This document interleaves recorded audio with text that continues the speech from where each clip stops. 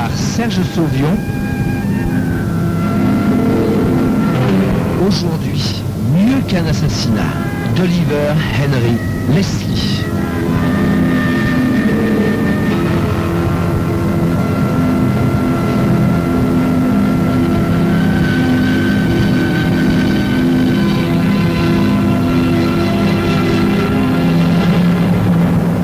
Les murs du bureau sont chargés de livres comme ceux d'une bibliothèque.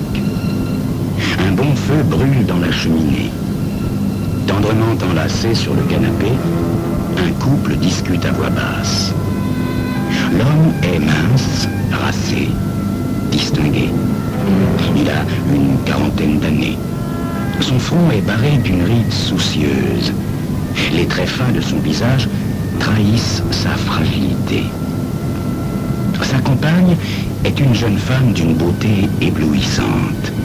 Ses grands yeux verts, superbes, fendus en amande et barrés d'une pupille dorée comme ceux d'un chat, brillent dans la lueur dansante des flammes. L'homme la contemple. Dieu, qu'elle est belle. Encore plus belle, ainsi animée par la colère. Elle balance nerveusement son pied fin, chaussé d'un escarpin, et soudain sa voix, jusque-là modulée, s'élève et grimpe vers les aigus. 6 pieds de terre, voilà précisément ce que je lui souhaite, ou plutôt non, ce que je nous souhaite. Crois-moi, Paul, nous devons absolument nous débarrasser de mon mari. Se dégageant gentiment de l'étreinte de sa compagne, le docteur Paul Jory se redresse et se lève pour arpenter la pièce. C'est plus qu'il n'en peut supporter.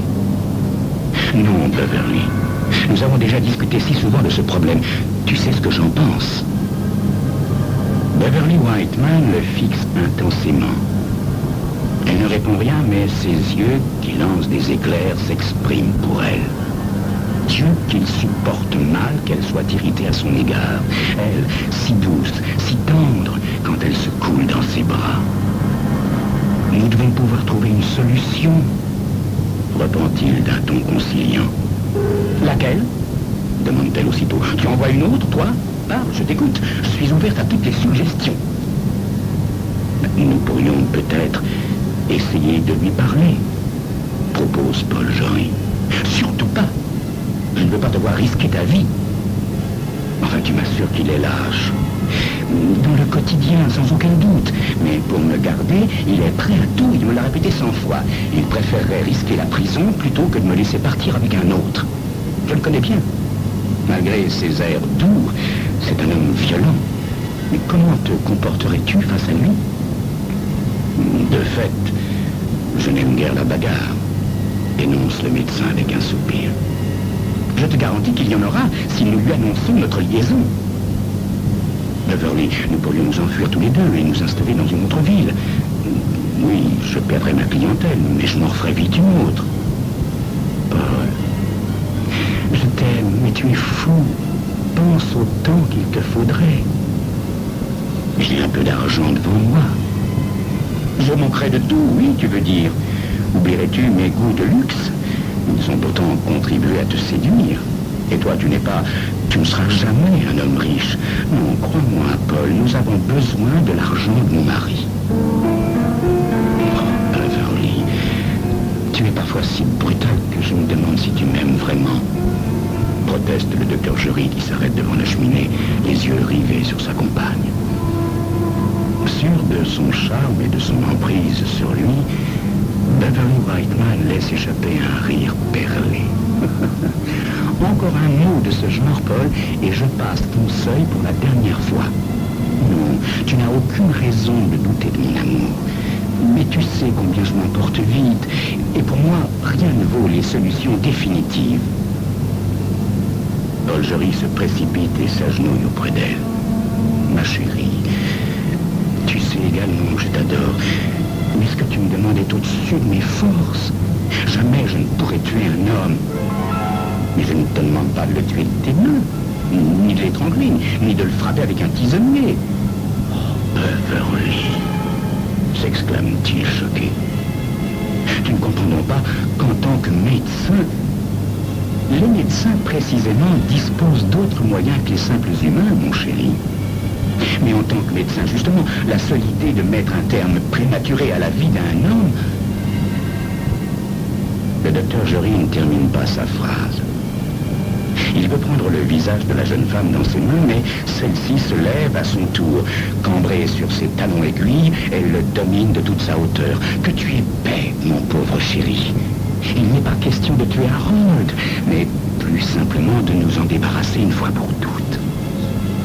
Et il va s'en charger lui-même. Il suffit tout au plus d'y pousser un peu. Pour cela, j'ai un plan que je tente en vain de t'exposer depuis des heures, si seulement tu voulais bien m'écouter.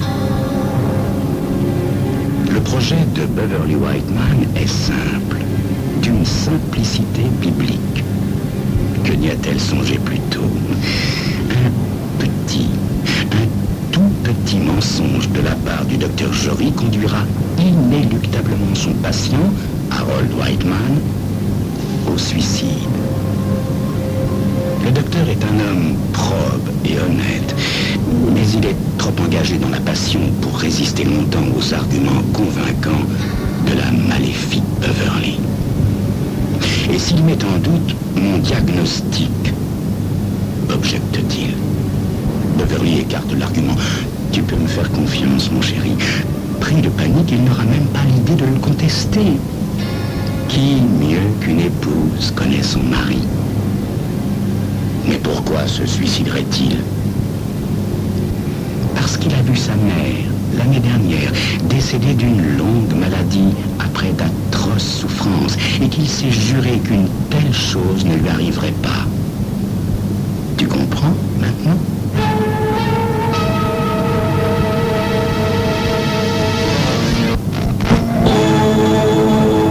Depuis qu'il a donné son accord à Beverly, le docteur Jory vit dans la crainte et la culpabilité. La nuit, surtout, lorsqu'il se retrouve seul face à lui-même.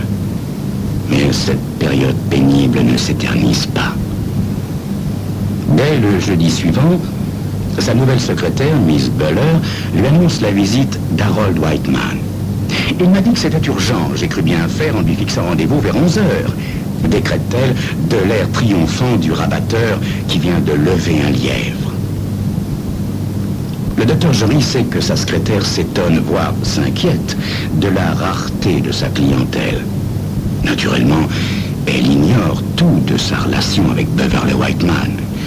Il n'a pas jugé opportun de lui confier qu'il délaisse ses malades depuis plusieurs mois pour retrouver sa maîtresse en cachette.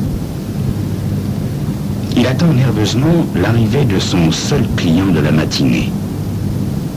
Ne va-t-il pas s'effondrer devant lui et tout lui avouer? Il a peur de ne pas être à la hauteur du rôle que lui a inventé Beverly. Lorsqu'à 11 heures précises, Miss Buller introduit Harold Whiteman dans son cabinet, il se sent brusquement parfaitement calme et maître de lui-même. Ça n'est pas le cas du mari de Beverly, dont la bouche aujourd'hui tressaute sous l'effet d'un tic capricieux.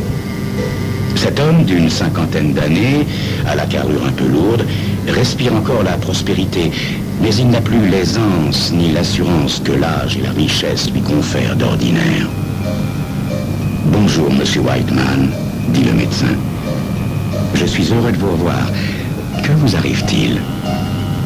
Vous allez me le dire, docteur. Je suis inquiet. Je ressens de violentes douleurs depuis quelques jours au niveau de l'estomac. Le docteur Jory est le premier surpris de sa propre attitude. Il réagit normalement et professionnellement comme si son patient était vraiment malade. Comédie des questions et des réponses. Auscultation en règle, examen clinique complet. Bref, il joue le jeu à fond. Il est pourtant bien placé pour savoir qu'Harold Whiteman ne souffre d'aucun trouble organique réel. Simplement de simples crampes provoquées par le produit inoffensif mais gênant qu'il a lui-même prescrit et que Beverly introduit discrètement dans les aliments de son mari depuis quelques jours. Totalement dans la peau de son personnage, il déclare finalement à son patient, de son air le plus compassé, Ça n'est peut-être rien de grave, mais je préfère vérifier à l'aide de quelques radios. Des radios? Maintenant? Non, pas maintenant, car vous devez être à jeun. Demain matin, si vous le voulez bien. Ce soir, vous prendrez de la bouillie baritée. Ils conviennent d'un nouveau rendez-vous le lendemain à 10 heures.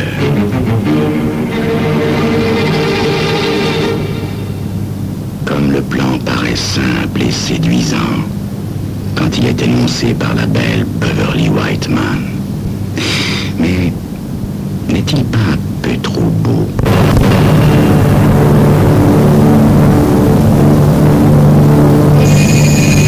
Tu sais, ça marche. Harold est vert de peur, lui explique Beverly avec une expression triomphante lorsqu'il la rejoint l'après-midi. En rentrant de chez toi, il pouvait à peine articuler.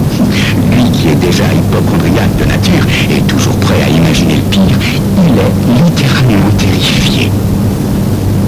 Le docteur Jory a encore quelques scrupules, mais Beverly s'emploie habilement à les étouffer. À 10 heures précises, le lendemain, Harold Whiteman, mort que vif, se présente pour les examens radiographiques. Et vers midi, tout est terminé. Comment pourrez-vous me donner les résultats, docteur? Demande-t-il une fois rhabillé. Je ne sais trop rien, monsieur Whiteman. Je vais d'abord examiner moi-même les clichés. Par sécurité, je prendrai sans doute un autre avis. Il se peut que je puisse vous dire quelque chose cet après-midi vers 4 heures.